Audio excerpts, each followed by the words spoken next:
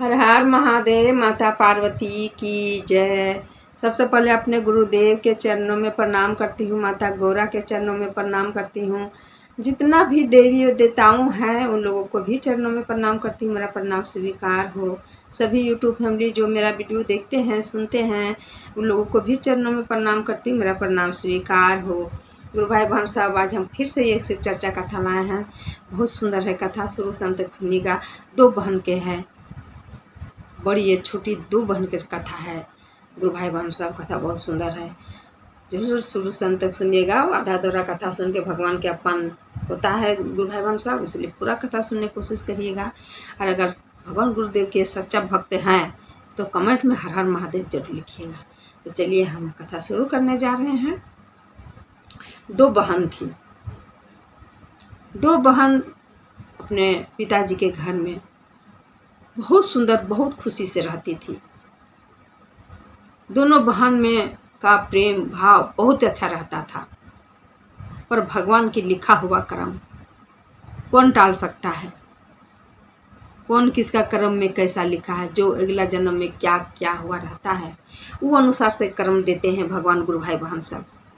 2 बहन तो थी, जब तक कुंवारा रही घर में अपने माता पिता के घर में, दोनों को बहुत अच्छा से चल रहा था। दोनों बहुत अच्छा से मिलजुल के रह रही थी। पर जब शादी हुआ, बड़ी वाली चली गई बड़ी के घर और छोटी वाली चली गई छोटी के घर, माने छोटा घर में, गरीब घर में। और बड़ी वाली बड़ा घर में चली गई जिसका घर धन दौलत हर कुछ में भरा पड़ा था। दोनों बहन को शादी हुआ तो छोटी गरीबी में जी रही थी, बड़की अमीर में जी रही थी। इस तरह का उन लोग को चल रहा था। तो गुरु भाई बहन सब जानते हैं, जिसका बाद धन संपत्ति जिसको हो जाता है ना, अपनों को भी भूलने लगता है। अपना को भी उन लोग भूलने लगता है और उतना आदर मान नहीं करने लगता होता है। धन में इंसान पागल हो जाता है बहुत कोई। तो इस तरह से उस जो बड़ी वाली थी, छोटी वाली को उतना वैल्यू नहीं दे रही थी। सोचती थी ये ऐसे तैसे रहती है, पहनती का, उसको हम ये करेंगे, क्या सुनेंगे, उसका बात सुनेंगे तो कुछ बोलेंगे तो क्या सुनाएगी, फालतू फालतू सुनाएगी, उतना मतलब नहीं रखती थी। तो बड़ी वाली अपना घर में कोई बड़ा सा फंक्शन रखी थी, कोई पार्टी रखी थी अपना घर में। रुपया पैसा धन दौलत बहुत था उसका घर में। तो कोई फंक्शन रखी अपना घर में। अब रखी तो वो सोची अब क्या करें, मेरा घर में तो इतना बड़ा बड़ा लोग आएगा और एक ही तो मेरी बहन है। बहन के अगर हम नहीं बुलाएंगे तो बहन बुरा मानेगी और लोग हमको क्या कहेगा। बहुत तरह तरह से बड़ी सोच रही थी। फिर सोच रही थी अगर हम बुलाएंगे तो कैसे तो आएगी, तो हम बेइज्जती हो जाएंगे, हम भी नीचा बन जाएंगे। बहन के यहाँ कैसे पहन के आएगी, कैसा साड़ी पहनेगी, कैसे रह के आएगी, पता नहीं, उसको हम समझ में नहीं आता है कैसे मेरा घर आएगी। बड़ी वाली यही सोच रही थी, लेकिन खोजना तो पड़ा उसको। बड़ी वाली बोली छोटी वाली को कि देखो हम घर में फंक्शन रखे हुए हैं, यहाँ मेरा बहुत कोई आएगा, तुम भी आना, पर तुम ऐसे मत आना, किसी के बीच में तुम घुसना मत, तुम पीछे से आना ताकि तुमको कोई ना दिखे। पीछे से आके तुम पीछे से चुप्पे से आके घर में घुस के बैठ जाना। बड़ी वाली छोटी वाली को बोल दी कि तुम आना पर पीछे से आना और आके चुप्पे घर में बैठ जाना। बताई नहीं कि तुम ऐसे कपड़ा पहनेगी तो हमको बुरा लगेगा या दूसरा हमको बुरा कहेगा। ये अपने मन से बहन को बोली। बहन में भी कुछ ऐसा नहीं सोची, बेचारी सोची कुछ अच्छे सोची है कि पता नहीं मेरे लिए दीदी अच्छा सोच रही है तभी तो हमको पीछे से जाने बोल रही है। वो बुरा नहीं मानी, पर बड़ी वाली को मन में बुरा चल रहा था गुरु भाई बहन सब। पर छोटी वाली ने शिव भक्त थी, भगवान शिव को बिना पूजे बिना याद किए वो एक दिन भी एक कोड वाला मुंह में नहीं रहती थी। भनो वो प्रतिदिन नहाने नहीं सकती थी क्योंकि कमी की वजह से थोड़ा नहीं उतना कर पाती थी, पर वो भगवान शिव को दया मांगती ही थी, उनका याद करती थी, जो भी करने का 3 सूत्र का पालन करती थी, तब वो भोजन करती थी अपना। इस तरह के वो कर रही थी। तब आई जब दीदी के यहाँ पीछे के दुआरे से घुसी, आके एक रूम में बैठा दी उसको।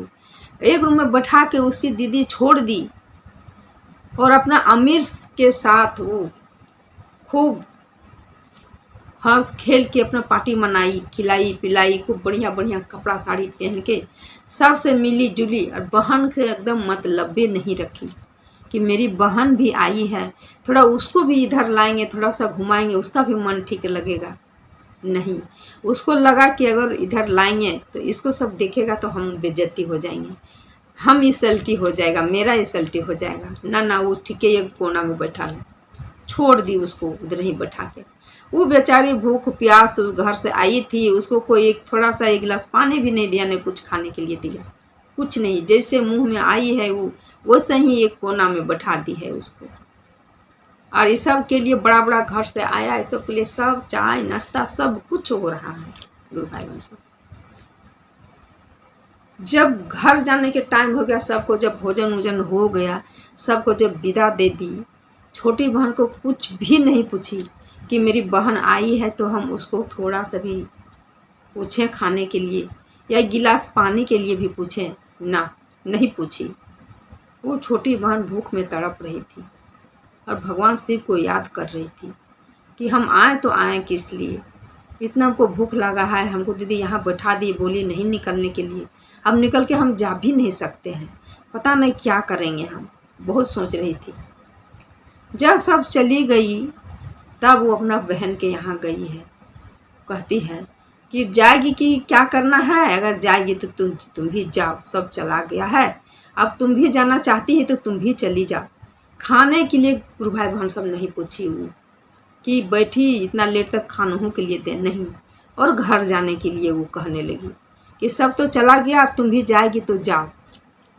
वो छोटी बहन क्या करती बेचारी, अंदरे अंदरे भगवान को याद कर रही थी, अंदरे अंदरे रो रही थी और भगवान गुरुदेव से दया मांग रही थी कि हे गुरुदेव, क्या दिन हमको दिखाए हैं, क्या गलती किए थे हम, कौन जन्म का मेरा सजाए है जो मेरा साथ ऐसा हो रहा है। निकल के चली गई छोटी बहन, पीछे के दरवाज़ा से निकल के चली गई और रास्ते में सोच रही है कि हम जा तो रहे हैं, हम अपना बच्चा से बोल के आए थे कि हम जा रहे हैं मौसी घर में, बहुत बड़ा पार्टी रखी है, फंक्शन रखी है, बहुत बढ़िया बढ़िया खाना बनाई है, वहाँ बहुत बढ़िया बढ़िया मिठाई है, हम जाएंगे तो वहाँ से तुम लोग को ला देंगे, तुम लोग खाएगा। अब हम बच्चा को क्या बोलेंगे, क्या समझाएंगे बच्चा को कि हमको वहाँ नहीं मिली, तेरी मौसी हमको कुछ भी नहीं दी। वो रोते रोते भगवान के याद करते करते यही सब को याद में वो जा रही थी। कुछ दूर गई, सामने एक मंदिर था, मंदिर में जाके भगवान गुरुदेव के प्रणाम की और याद की कि प्रभु मेरा लाज बचाइए भगवान, हम कौन मुंह से घर जाएंगे, हमको तो समझ में नहीं आता है, बहन तो हमको कुछ भी दी नहीं, बच्चा मेरा रास्ता देखता होगा, अब हम क्या करें। प्रणाम कर लिए, भगवान गुरुदेव से दया मांगी कि हे प्रभु, अब आप ही जो हैं सो जो करिएगा आप करिएगा प्रभु, और हम कुछ नहीं कर सकते हैं, आप मेरा लाज बचाइए। बोल के फिर वापस जैसे आ रही थी गुरु भाई बहन साहब, रास्ते में वो तो पागल हो चुकी थी, उसको कुछ दिख नहीं रहा था। रास्ते में आ रही थी, मंदिर के कुछ दूर गई और एक मरा हुआ सांप था, मरा हुआ वहाँ सांप था। उसको सांप को भी सांप दिखाई नहीं दिया, उसको मछली दिखाई दिया। इतना वो पागल हो चुकी थी कि उस सांप को उठा के और अपना आंचल में ले ली और चली गई, मछली बोल के कि मछली है और था सांप।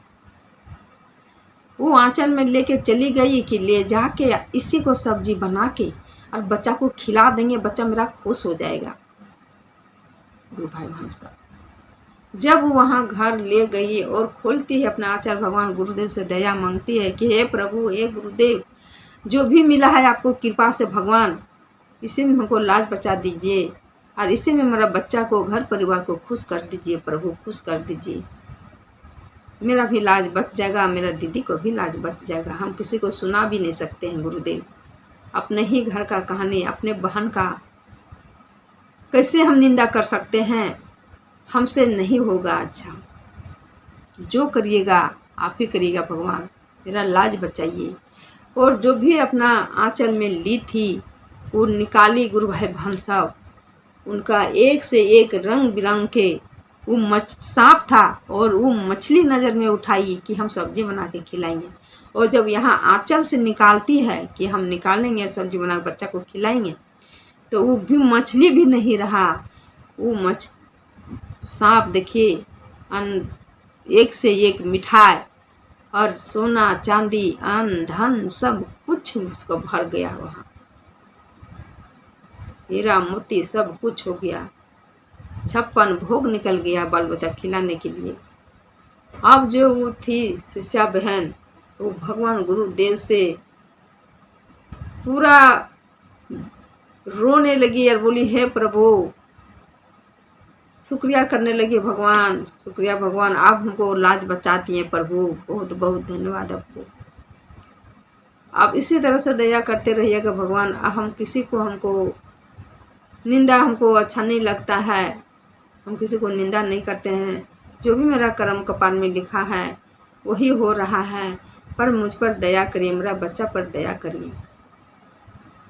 वो गलती किसी को नहीं देती थी, वही सोचती थी मेरा हम ऐसा है भाई, मेरी दीदी इतना बड़ी आदमी है, हो सकता है हम जाते हैं तो उसको गलत लगता होगा। उसको बुरा नहीं लगता था, सोचे जो सोचे, पर वो गुरुदेव पर दया मांगती थी। तो देखिए गुरु भाई बहन, भगवान की कृपा और भगवान की दया, जैसे मांगी भगवान गुरुदेव सब हाजिर कर दिए। कितना परेशान है भगवान। सांप दिखाएं लेकिन उसको नज़र में सांप नहीं दिखा, उसको मछली दिखाई दिया। वो मछली सोच के लेते गई, और जब मछली सोच के लेते गई तो वहाँ उसका 56 भोग हो गया। सोना चांदी हीरा मोती से भर गया उसका घर। ये भगवान की कृपा है। तो भगवान पर जो भरोसा रखता है उसका दया है। तो इसी तरह से हम भी करते हैं। गुरुदेव हे प्रभु, सब पर दया बरसाइए, सबको दया करिए, सबको एक मिला जुला के रखिए भगवान।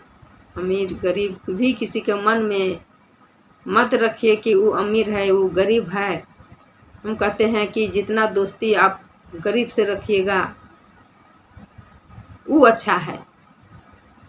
अगर आपको मन अगर कर रहा है कि हम दोस्ती बना के चलें तो गरीब से ही ज़्यादा दोस्ती बनाइए, अमीर से नहीं।